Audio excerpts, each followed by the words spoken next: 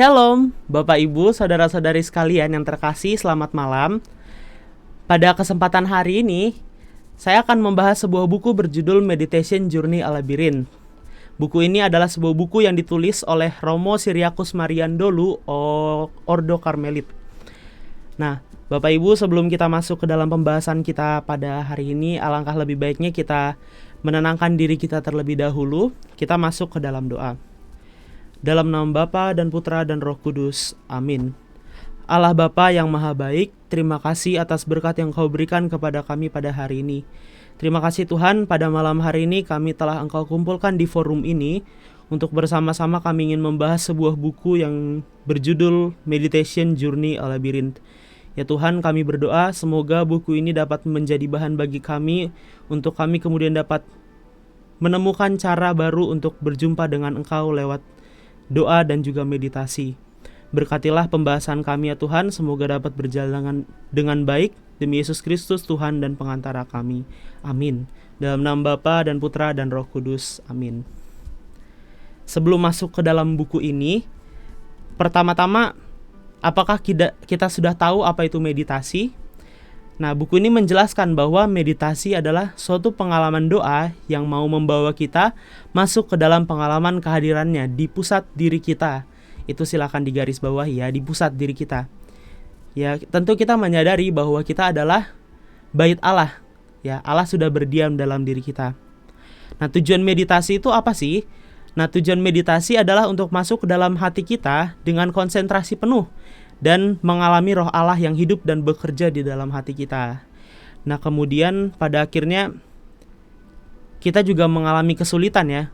Ada berbagai kesibukan, ada berbagai pengalaman luka dan juga kegalauan misalkan dalam hati kita. Nah, itulah hal yang membuat kita sukar untuk berjumpa dengan Allah.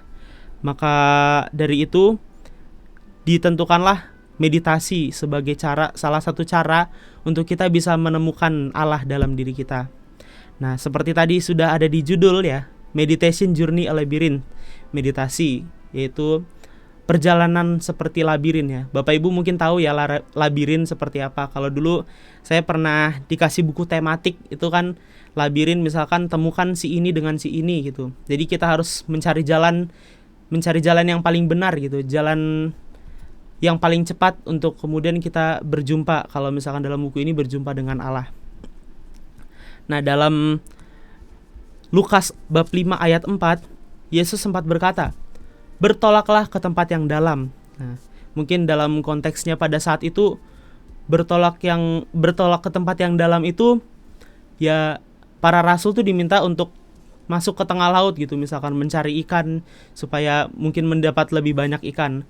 Tapi kalau kita lihat di konteks zaman sekarang, mungkin tujuan Yesus mengatakan bertolaklah ke tempat yang dalam itu adalah kita diminta untuk bertolak ke dalam hati kita. Kita masuk ke dalam kedalaman kita. Nah, salah satu cara yang diberikan adalah mantra. Nah, mungkin Bapak Ibu semua bingung, loh, mantra ini kan konotasinya negatif. Mantra ini kan suatu hal yang berbau mistis gitu misalkan. Kalau zaman sekarang suka dikatakan seperti itu. Tapi akan saya jelaskan sedikit bahwa mantra itu berasal dari bahasa Sanskerta yang artinya alat untuk menenangkan pikiran. Seperti man yang artinya pikiran dan juga tra yang artinya alat. Jadi alat untuk menenangkan pikiran atau alat untuk membersihkan pikiran. Nah, pada zaman dulu bapak-bapak padang gurun itu suka meminta sebuah kalimat atau kata singkat dari Alkitab. Misalkan kalau saya suka doa meditasi itu, saya suka ngambil kalimat, "Ya Allah, bersegeralah menolong aku." Itu diambil dari Mazmur 40 ayat 14. Itu mantra yang diberikan itu selalu diulang-ulang sehingga akhirnya kita masuk dalam keheningan dan juga berjumpa dengan Allah. Tapi pada prakteknya mungkin Bapak Ibu bertanya-tanya, "Frater, tapi pada prakteknya kok sulit ya?" Karena kemudian kita menjumpai suatu hal yang mengganggu, yaitu pikiran kita sendiri. Kita suka pikirannya kemana-mana. Itu memang distraksi dalam meditasi. Kita melakukan perjalanan ke kedalaman, pasti ada gangguannya, pasti ada rintangannya. Nah, inilah yang dinamakan dalam buku ini monkey mind. Monkey, monyet. main pikiran gitu. Jadi pikiran kita itu disamakan seperti monyet yang berjalan melompat ke sana kemari tanpa arah dan tujuan. Kayak misal meditasi, buset ini kompor saya udah dimatiin belum ya? Atau meditasi, ini gerbang udah ditutup belum ya? Tadi saya bingung nih gitu misalkan. Itu yang menjadi distraksi kita pada saat meditasi. Tapi kemudian kita harus mengetahui apa sih sebenarnya tujuan kita bermeditasi. Nah, kalau dalam Injil Yohanes kan Yesus pernah mengatakan, apa yang kamu cari? Apa yang sebenarnya kamu cari? Ya tujuan utama kita tadi untuk bermeditasi adalah kita ingin menemukan Allah nih yang ada dalam diri kita. Ya. Nah, kerap kali mungkin kita tidak bersama Allah di dalam rumahnya. Jadi tadi sudah disampaikan Allah itu sebenarnya udah ada dalam diri kita. Tapi kita itu entah mengembara ke sana kemari, entah kita keluar dari diri kita sehingga kita sulit untuk menemukan Allah. Mungkin lewat kesibukan kita dan juga lain sebagainya. Tapi kita diminta untuk mari kita masuk kembali ke dalam diri kita untuk kita berjumpa dengan Allah. Nah, dalam tradisi kuno caranya adalah dengan monologistos. Mono. Ya, jadi berdoa dengan satu kata. Doa ini ya sama seperti mantra tadi, diulang-ulang untuk kita menemukan keheningan dan berjumpa dengan Allah. Nah, dalam meditasi ada beberapa disiplin yang harus dijalani ternyata. Ada 2 disiplin apa saja. Yang pertama ada disiplin keheningan.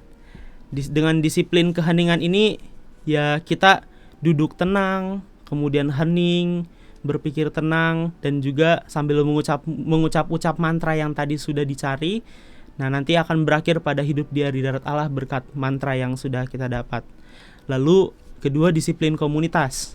Nah, saya kalau misalkan sudah meditasi di kapel, kalau sudah benar-benar kita hening, maka tidak akan ada lagi yang berani mengganggu keheningan itu. Nah, misalkan seperti itu. Nah, itulah yang dimaksud disiplin komunitas. Jadi, ketika orang hening, orang akan menciptakan ruang kosong bagi Allah untuk ada di dalam dirinya. Nah, pengalaman-pengalaman ini akan tersampaikan lewat orang-orang yang ada di komunitas itu. Akan tersampaikan nih, bahwa itulah saatnya untuk hening. Dan akan mencapai tujuan yang sama tadi, untuk mencapai kehadirat Allah. Nah, yang terakhir, ada kisah yang disampaikan dari buku ini, yaitu kisah tentang Santa Teresa dari Kalkuta.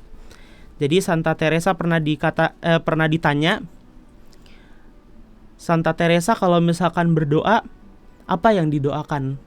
Lalu Santa Teresa menjawab, saya tidak mengatakan apa-apa, saya mendengarkan. Lalu orang ini kemudian bertanya lagi, kemudian apa yang Tuhan sampaikan kepada ibu misalkan?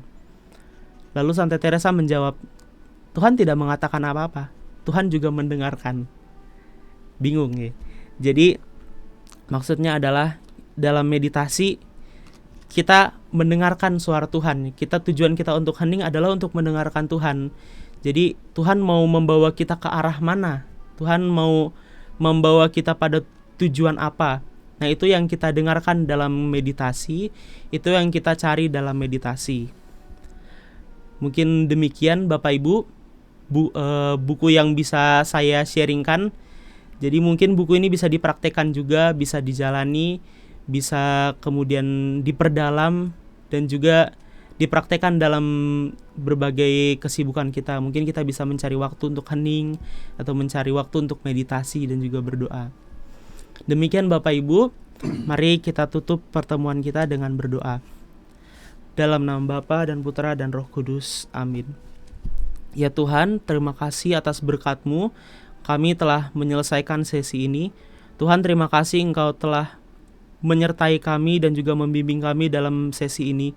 Semoga apa yang sudah kami dapatkan dari buku ini dapat kami praktekkan dan juga dapat kami perdalam kembali untuk kami dapat menemukan Engkau dalam diri kami masing-masing. Terima kasih Tuhan, syukur ini kami panjatkan kepadamu melalui Yesus Kristus Tuhan dan pengantara kami. Amin. Dalam nama Bapa dan Putra dan Roh Kudus. Amin.